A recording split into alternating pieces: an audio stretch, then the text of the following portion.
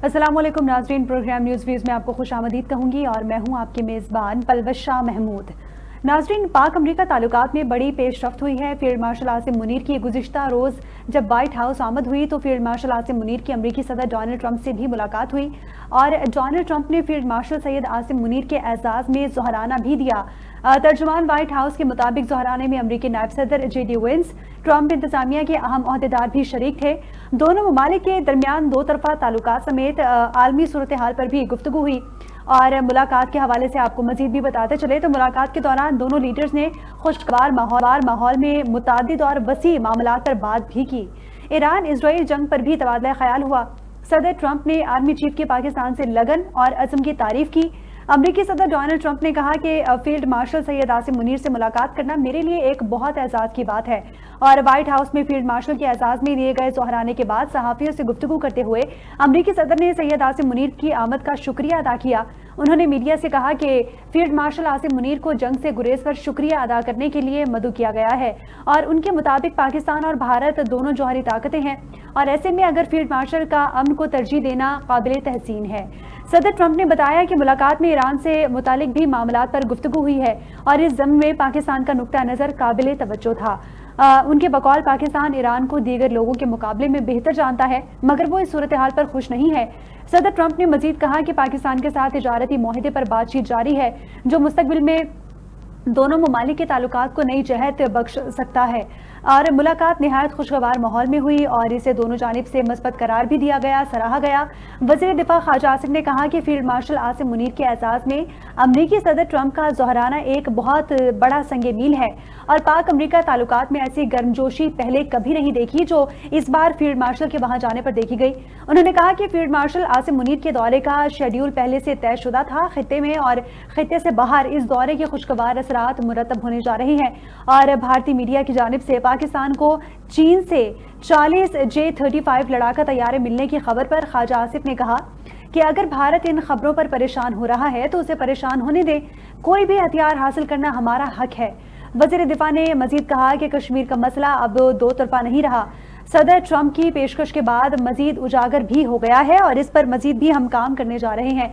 इसी पर बात करने के लिए हमारे साथ लाइन पर मौजूद है राशिद हाशमी साहब, मुस्लिम लीग नून से इनका ताल्लुक है। बहुत शुक्रिया राशिद साहब, आपने अपना कीमती वक्त दिया। आपसे ये जानना चाहेंगे, तमाम तर मामलात आपके सामने है। इंट्रो में मैंने बताया कि किस तरह आसिम मुनीर की और सदर ट्रंप की जो मुलाकात हुई उसको पाकिस्तान में नहीं बल्कि आलमी लेवल पर भी सराहा जा रहा है। क्या कहेंगे आप इस हवाले से?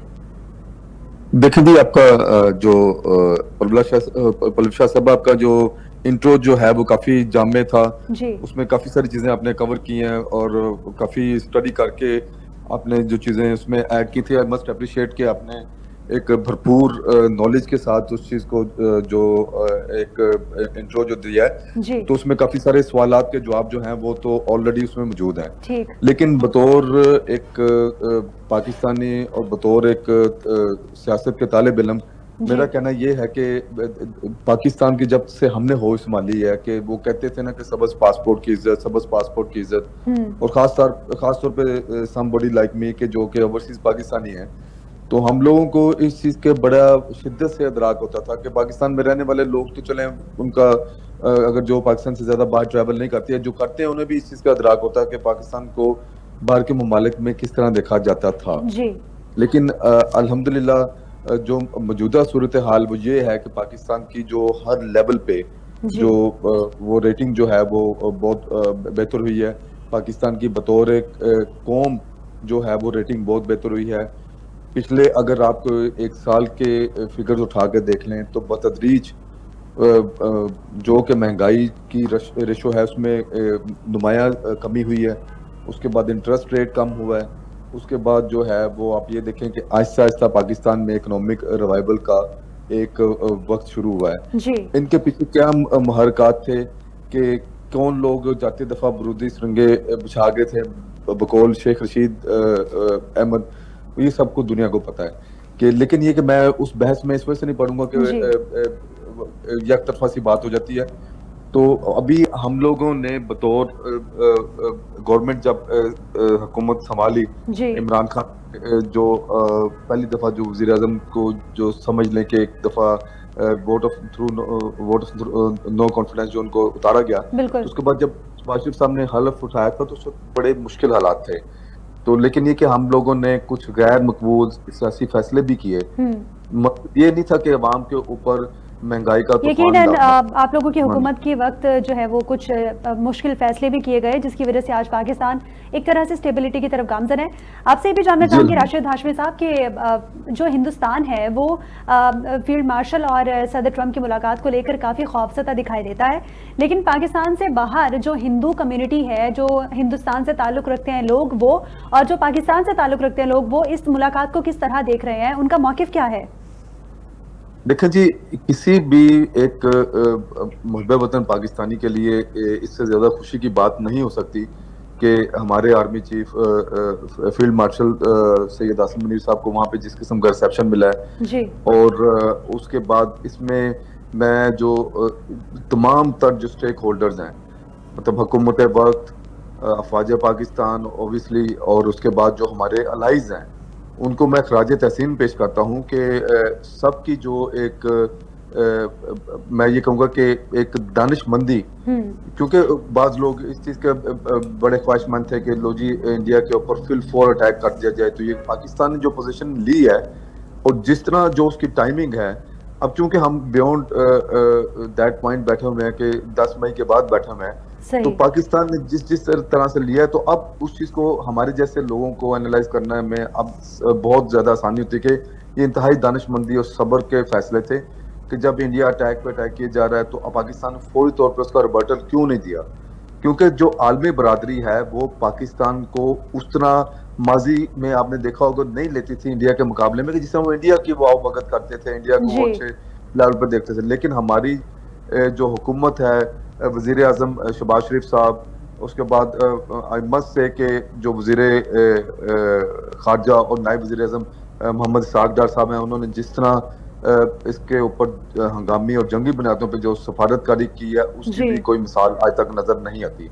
यही वजह है कि जब आप देखते हैं तो दुनिया के जो जितने भी जो बड़े ममालिक हैं तो उनकी पाकिस्तान के साथ जो अलाइनमेंट जो है वो अभी कहीं बेहतर है बनिस्बत अगर आप 2-4-6 महीने पहले या उससे पीछे माजी में भी चले जाएं तो वो उस तरह नहीं था। इंडिया को वो लोग ज्यादा अहमियत दिया करते थे। अभी इंडिया का इन दैट सेंस इस वक्त से तहजीक हो रही है कि लो जी आपने पहलगाम का बहाना बना के पाकिस्तान पे हमला तो कर दिया अपनी तरफ से और बाद में दांत अपने तोड़वाए भी, मतलब वो तो बात की बात है ना, लेकिन आपने अटैक कर दिया एक दफा। लेकिन आपने पाकिस्तान को या किसी भी, पाकिस्तान ने तो उस वक्त भी कहा था कि भले अमेरिका आ जाए, भले बरतानिया आ जाए, कोई भी थर्ड पार्टी आ जाए जो मोतबर मुल्क है वो आके उसको ये सबूत दे दें, चले हमें नहीं देते तो उनको दे दें कि पाकिस्तान कब और कहाँ पहलगाम वाले हमले में इन्वॉल्व है। लेकिन मोदी साहब का एक इशू ये रहा है कि जब भी उसको थोड़ी बहुत सियासी मार पड़ती है तो वो उसको जो ना वो जंगी रंग देके और जो ना अपनी ना पॉलिटिकल गेन हासिल करने की कोशिश करता है। और अब तो खैर उनकी जो सियासी पार्टीज हैं उनको भी इस चीज़ का बखूबी इदराक हो चुका है कि इसने तमाशा बना लिया हुआ है कि जिस तरह बाज लोग सियासी जमातें वो मजहब को बतौर हथियार इस्तेमाल करती हैं, इसी तरह ये भी ना पाक भारत नफरत को जो ना मोदी जो है वो जो ना बतौर पॉलिटिकल टूल यूज करता है। बिल्कुल, तो मोदी हुकूमत की जानिब से इसको जो है वो पॉलिटिकल टूल के तौर पर इस्तेमाल किया जाता है। आपकी बात बिल्कुल ठीक है।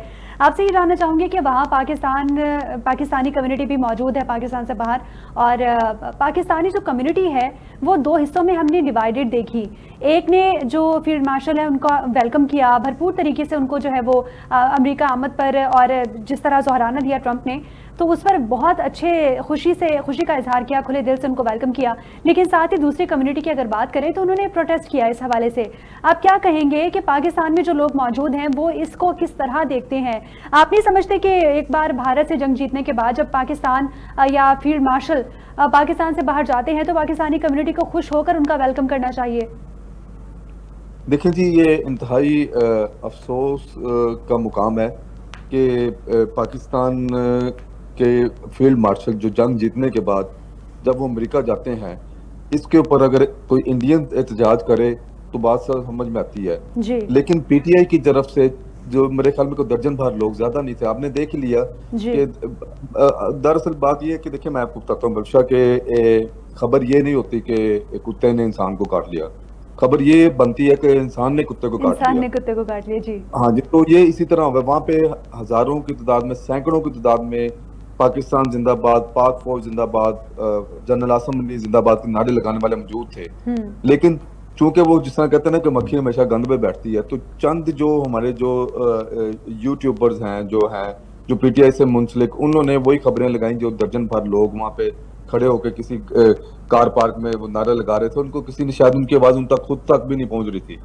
लेकिन अगेन बात यह कि ये कोई नई बात नहीं है, एटलीस्ट मेरे लिए सरप्राइजिंग नहीं है। बहुत सारे लोगों के अब आंखें खोल रही हैं कि लो जी पीटीआई वाले किस मिशन पे लग गए हैं, किस पाकिस्तान मुखालफ जो ना वो मुहिम का हिस्सा है। तो मुझे तो ये कुछ नया नजर नहीं आता। देखें, इन लोगों ने हमेशा जो वो पाकिस्तान के खिलाफ जो ना मुनज़्ज़म किस्म की जो ना तहरीक चलाई है, तो एक लॉन्ग हिस्ट्री है इनके मतलब लॉबिंग की या पाकिस्तान के खिलाफ कांग्रेसमैन को लेके, आईएमएफ को खतूत, यूएन को खतूत, ओवरसीज पाकिस्तानियों को हमें इन्होंने कहा गया कि आप पैसे भेजें ही ना, अगर भेजते हैं तो गैर कानूनी तरीकों से भेजें, हवाले उंडी के जरिए भेजें। तो देखें, हमारे भी लोग अंदर रहे हैं, हमारी क़यादत भी अंदर ही है।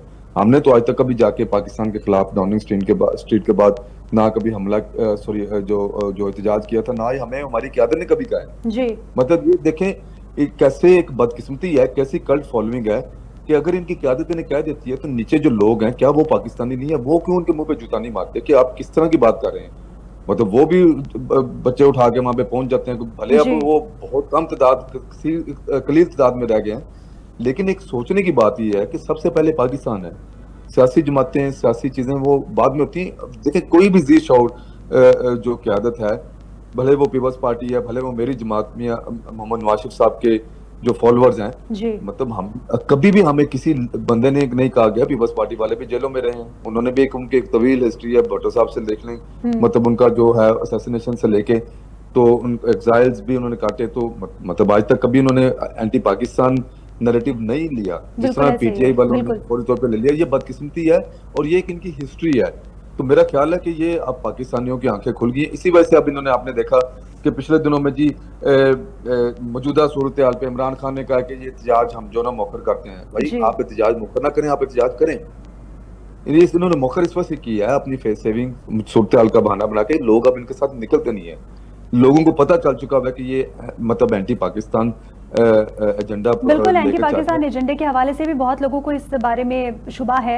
आपसे ये भी जानना चाहूंगी कि इनको मायूसी तो हुई होगी क्योंकि शहबाज गिल की सदारत में एहतजाज किया गया फील्ड मार्शल की वहां पर आमद पर, तो ट्रंप की जानिब से बानी पीटीआई की रिहाई के हवाले से या उनके हवाले से कोई बात ही नहीं की गई।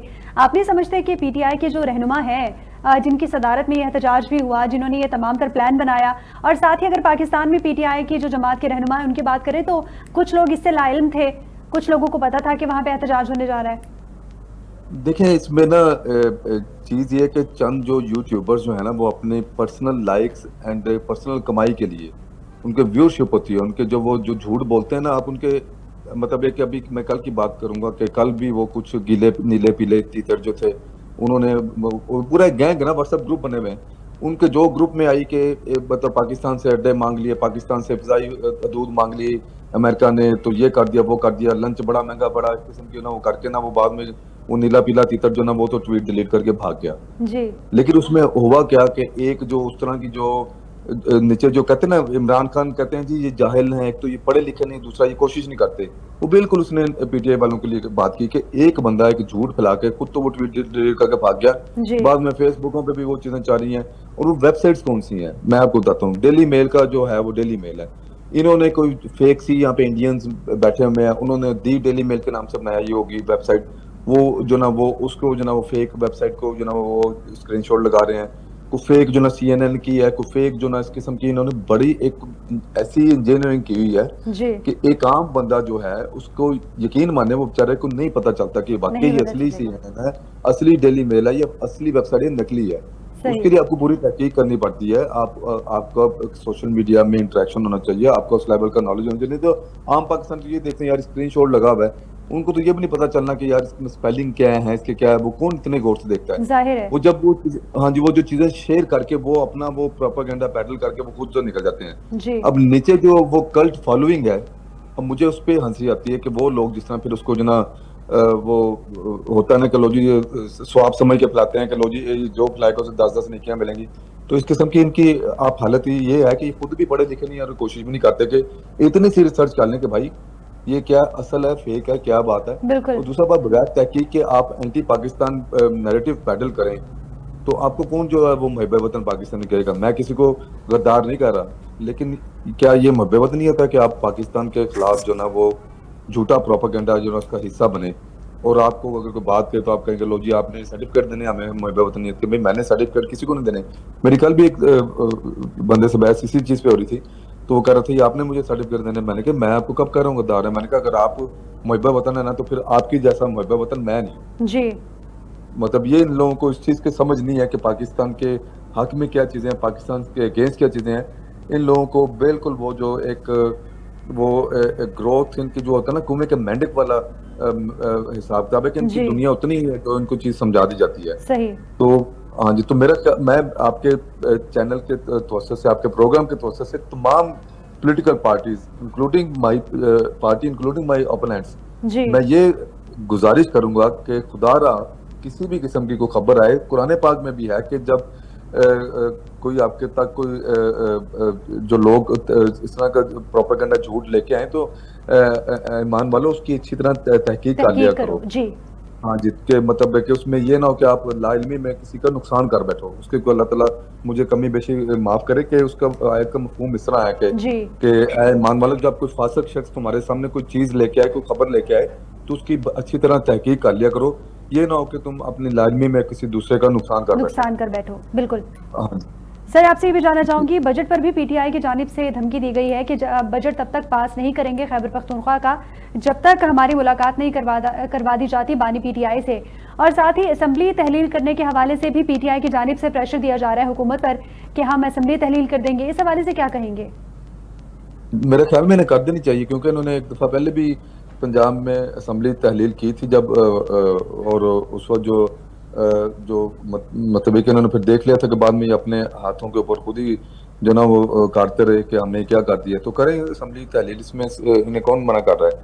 और जहाँ तक बजट की बात है तो मैं माजरत के साथ ये अवाम के ऊपर छोड़ता हूँ जो केपीके में गुज़िश्ता तीसरी टर्म से जो है वो पीटीआई के जो है वो जो कह लें कि फॉर्म 45-47 वाली गवर्नमेंट का जो है वो जो शिकार हुए में असल जो धांधली हुई है ना वो केपीके में हुई है। सही। उसकी मैं आपको वजह बताता हूँ कि देखें केपीके में इनकी पिछले को 12-14 साल से हुकूमत है पीटीआई की। जी। वहां पे मुझे 12-14 साल में ज्यादा नहीं, आपको 12-14 या कम से कम 5-7 ही प्रोजेक्ट्स ऐसे गिनवा दें कि जिसके ऊपर ये कहें कि these are over salient feature के इसकी बिना पे हम जो ना लोगों के पास जाते हैं, लोग हमें जो ना 70-80% जो ना वोट देते हैं। मुझे कोई एक ऐसा ढंग का काम इनका बता दें कि कोई तलीम के शोबे में इन्होंने किया हो, जो कोई ट्रांसपोर्टेशन के शोबे में किया हो, या कोई इंफ्रास्ट्रक्चर के मामले पे इनकी कोई ऐसी चीज हो कि जिसको ये कहें कि लो जी हमारा जो ना सेलिंग पॉइंट है, इसकी बिना पे हम जाकर ना लोगों के पास जाते हैं कि जो देखें ये वोट हम, मतलब एक नारा होता है ना, इनका जी। नारा क्या है? इनका नारा ये कि फलाना चोर, फलाना डाकू, फलाना ये फलाना, और सबसे बड़े डाकू, सबसे बड़े चोर ये खुद हैं। मतलब सही। किसी दूसरे के ऊपर जब आप उंगली उठाते हैं तो 4 उंगलियां आपके खुद के ऊपर उठ रही होती हैं। इनको ये अंदाजा ही नहीं कि लोग अभी समझ चुके हैं कि भाई फलाना चोर है या नहीं। आप जी। अपना सवाल का जवाब दें। आपसे जब पूछते हैं कि लो जी केपीके की कारकर्दगी क्या है, तो ये आ जाएंगे लो जी फलाने सूबे में क्या हुआ है। भाई फलाने सूबे का भी आपसे जो आपको जवाब देते हैं बड़े अच्छे तरीके से जवाब देते हैं। जी। मतलब मैं कम से कम आपको पंजाब में, आप कराची में बैठे हैं, मैं आपको मतलब है कि आप नॉन पॉलिटिकल पर्सन है, जी। मतलब ऑब्वियसली लोगों की कोई ना कुछ लाइकिंग डिसलाइकिंग जरूर होंगी, बिल्कुल। लेकिन अगर मैं आपसे भी ये सवाल करूं कि क्या पंजाब हुकूमत की कारकर्दगी बाकी सूबों से बेहतर है, जी। इसमें कोई सियासत इन्वॉल्व नहीं है। एक बतौर पाकिस्तानी आपको आपका एक दीजिए नैब की एक नजर है हालात हाजरा के ऊपर। मेरा ख्याल है कि मैं ऑब्वियसली मैं आपके बिहाफ पे जवाब नहीं दे रहा, लेकिन मैं एक इन जनरल बात कर रहा हूँ कि मेरे ख्याल में आपके जैसा किसी भी बंदे से सवाल किया जाएगा तो उन्होंने कहेगा कहीं बेहतर है पंजाब हुकूमत की परफॉर्मेंस बाकी किसी भी सूबाई हुकूमतों से। ठीक। तो मतलब ये कि मैं ये नहीं कर रहा कि खुद ही सवाल पूछ के खुद ही जवाब दे रहा, लेकिन मैं एक नहीं, जनरल मैं आपकी बात परसेप्शन की समझ बात कर गई। रहा हूँ। हाँ जी, लेकिन इनके पास ऐसा क्या चीज है कि जिसकी वजह पे से इनके जो ना बैलेट बॉक्सेस में इतने सारे वोट केपीके से निकल आए, सही। जाली ठप्पे। सही। वहां पे इन लोगों ने लोगों को यरगमाल बना के, वहां पे इनके जो मिनिस्टर तक जो हैं, जो इनके एमपी एमएनए तक जो हैं वो भत्ता देते हैं। जो नो गोज एरियाज हैं वहां पे 4-5 बजे के बाद केपीके के कई इलाके ऐसे हैं कि वहां पे जहाँ पे इनके अपने मंत्री साहब जो ना वो भी जा नहीं सकते। सही। तो ये बातें करते हैं दूसरों को कि लो जी फार्म 45 की हुकूमत है, फार्म 47 की हुकूमत है। सबसे बड़े धांधली और धांधले इन्होंने वहां पे केपीके में किए हैं, जीरो बल्कि माइनस कारकर्दगी। और उसके बाद इनके जना बैलेट बैग्स देख लें तो वहां पे न इतने वोट निकले, लोग पागल नहीं है। केपीके के लोग बड़े बाशऊर हैं, बड़े पढ़े लिखे, वहाँ पे लिटरेसी रेट बहुत बेहतर है बाकी सूबों की निस्बत भी। जी। और वहाँ की एक हिस्ट्री रही है अभी से पहले कि वहाँ के लोग अगर हुकूमत परफॉर्म नहीं कर रही होती है, जिस टाइम भी दोबारा वो चांस नहीं देते, इनकी तो परफॉर्मेंस माइनस में, तो इनको किस तरह चांसेस मिल रहे हैं वहाँ पे। सही। सही। लोग वहां से माइग्रेट करके कोई इस्लामाबाद शिफ्ट हो रहा है, कोई वहां पे भत्ते की पर्चियां मिलने की वजह से जो ना वो बाकी पंजाब के हिस्सों में ठीक है कराची जा राशिद रहे हैं। हाशमी साहब, मैं आपसे ये भी जानना चाहूंगी कि पीटीआई की जानिब से ना सिर्फ खैबर पख्तूनख्वा की असम्बली तहलील करने की या बजट नामंजूर करने की धमकी दी जा रही है, बल्कि ये भी कहा जा रहा है कि हम विफाक का बजट भी मुस्तरद करवाएंगे और हम विफाक की जानिब जो है वो चढ़ाई करेंगे, इस्लामाबाद आएंगे। इस हवाले से क्या कहेंगे, अगर पीटीआई की जानिब से इस्लामाबाद में कोई धरना दिया जाता है या हुकूमत को प्रेशराइज करने की कोशिश की जाती है तो हुकूमत प्रेशर में आएगी?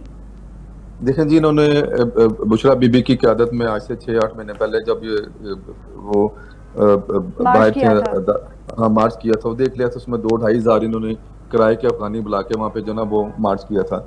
तो इन्होंने देख लिया था, मतलब मैं कोई लंबा चौड़ा दावा नहीं करता। आप मुझे ये बताएं कि इनके जितने मेंबर कौमी और सूबाई असम्बली पाकिस्तान के मुख्तलिफ सूबाई असम्बलियों में और कौमी असम्बली में बैठे हुए हैं, उनमें से अगर 10% भी लोग वहां पे मौजूद होना जी, मैं 10% बहुत लंबे चढ़ियादे या पूरों की बात नहीं कर रहा, तो मैं आपका जवाब दूंगा इनके अपने लोग इनके साथ नहीं निकलते। वजह यह है कि जिस तरह का बैगेज ये उठा के सर पे चल रहे हैं ना एंटी पाकिस्तान नैरेटिव, वो लोगों की समझ में आ चुका है। लोग पहले जो अगर कोई सोचता भी था ना कि चलो जी एक इमरान खान को मौका देना चाहिए, वो देख लिया उन्होंने कि पाकिस्तान का सत्यानाश करके गया है जी। और उसके बाद इकोनॉमिकली पाकिस्तान की बारूदी सुरंगें बिछा के गए, IMF के मुआहदे तोड़ के गए, जिसकी बना पे हमें जो ना वो एक ऐसे फैसले करने पड़े। अब मुझे ये बताएं कि जब पेट्रोल की कीमत हमारी हुकूमत ने 50 रुपए बढ़ाई, लेकिन ये था कि हमें उस वक्त बहुत शदीद रद्द-ए-अमल था, लेकिन हमें इस चीज का पता था कि हमारी सियासी हुकूमत है, हमारे कायद ने कभी भी इस चीज को इंडोर्स नहीं किया, लेकिन वहां पे आपके पास ऑप्शन नहीं थी कोई और, या पाकिस्तान को दिवालिया होने से बचा लें या पाकिस्तान के अवाम के ऊपर वक्ती तौर पे प्रेशर या महंगाई का डालें। तो उसके बाद देखें कि 35-37% वाली जो है इन्फ्लेशन जो है वो सिंगल डिजिट में 1.6 पे है, 1.8 पे है इस वक्त। तो अल्हम्दुलिल्लाह चीजें बहुत बेहतर हुई हैं और मजीद बेहतरी की तरफ जा रही हैं। स्टॉक एक्सचेंज को उठा के देख लें, इमरान खान के दौर में 32, 34, 35 हज़ार एनीथिंग बिलो 40,000 थी, अभी जो है 1.25 लाख से ऊपर है, 1.25 लाख से 2,000 नीचे 2,000 ऊपर जो उसका रूटीन जारी होती है कि मतलब एक 20 से ऊपर की स्टॉक एक्सचेंज यानी 3 टाइम्स, मतलब वो इमरान खान के जाने के बाद स्टॉक एक्सचेंज ना वो बढ़ी है। सही। तो ये कोई मैं कोई दावे नहीं कर रहा, आप अभी जाके पाकिस्तान स्टॉक एक्सचेंज को गूगल करने आज का उसका चेक कर लें और उसकी हिस्ट्री उठा कर देख लें कि इमरान खान के दौर में क्या थी और आज वो कहाँ पे है। मतलब ये कोई काम ख्याली है, कोई सियासी स्लोगन नहीं है। तो ये चीजें हमने करके देखी, हमने सारे प्रेशर लिए, लोगों को हमने वक्ती तौर पर नाराज किया, लेकिन लोगों का हमारे पे एतमाद ये था कि हमने एक दफा नहीं मुतअद्दिद दफा पाकिस्तान को बचाया है।